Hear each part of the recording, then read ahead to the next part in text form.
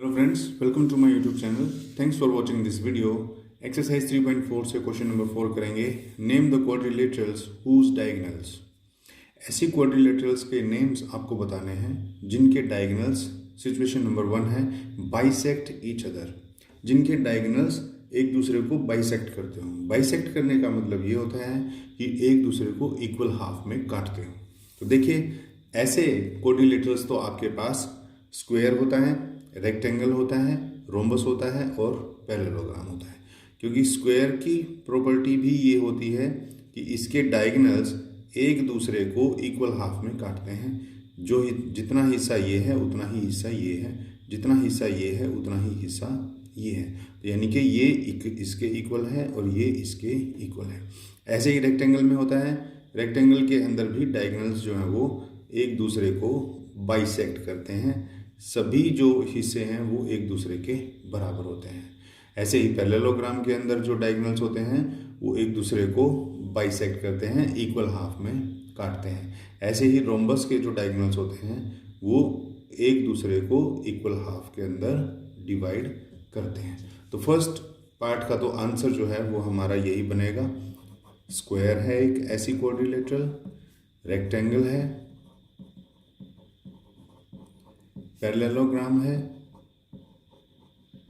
Parallelogram और चौथी कौन सी है, रोम्बस. नेक्स्ट सिचुएशन है are perpendicular bisector of each other, कि जो डायगोनल्स हैं क्वाड्रिलेटरल के वो परपेंडिकुलर बाइसेक्टर हों. परपेंडिकुलर बाइसेक्टर का मतलब ये होता है कि डायगोनल्स एक दूसरे को इक्वल हाफ में काटें तो ज़रूर, लेकिन ये वाला जो एंगल है ये 90 डिग्री का होना चाहिए हर एक. ये सिचुएशन है, इसको बोलते हैं परपेंडिकुलर बाइसेक्टर. अगर आप केवल इसी ट्रायंगल को देखोगे तो देखो ये इसका बेस है, ये इसका परपेंडिकुलर है और ये एक इसका 90 डिग्री का एंगल है. यानी कि ये चारों ट्रायंगल्स जो हैं वो अपने आप में रेक्टेंगल्स होंगी, 90 डिग्री वाली जो ट्रायंगल्स होते हैं. तो ऐसे कौन कौन से क्वाड्रिलेटरल हैं? ऐसे क्वाड्रिलेटरल हैं आपके केवल square and rhombus. Square and rhombus. इसका कारण मालूम है क्या है? इसका कारण ये है कि इनकी दोनों की ही चारों साइड्स जो हैं वो आपकी बिल्कुल इक्वल होती हैं. तो जब रेगुलर फिगर होता है ना, कोई रेगुलर क्वाड्रिलेटरल होता है जिसकी सारी साइड्स बराबर हो, तो उसके डायगोनल्स अगर आपस में कट करते हैं तो वो बना देते हैं 90 डिग्री का एंगल.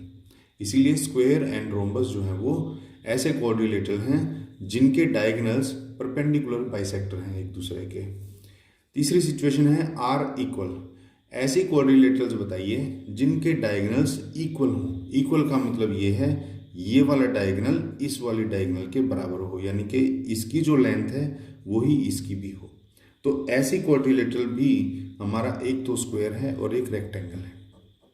एक स्क्वायर है और एक हमारा रेक्टेंगल है. क्योंकि स्क्वायर के अंदर भी चारों साइड्स बराबर होती हैं. चारों साइड्स बराबर होंगी तो देखिए ये वाली साइड और ये वाली साइड, ये तो बेस बन गया, ये परपेंडिकुलर बन गया और ये है एक हाइपोटेन्यूज इस वाली ट्रायंगल का, है ना.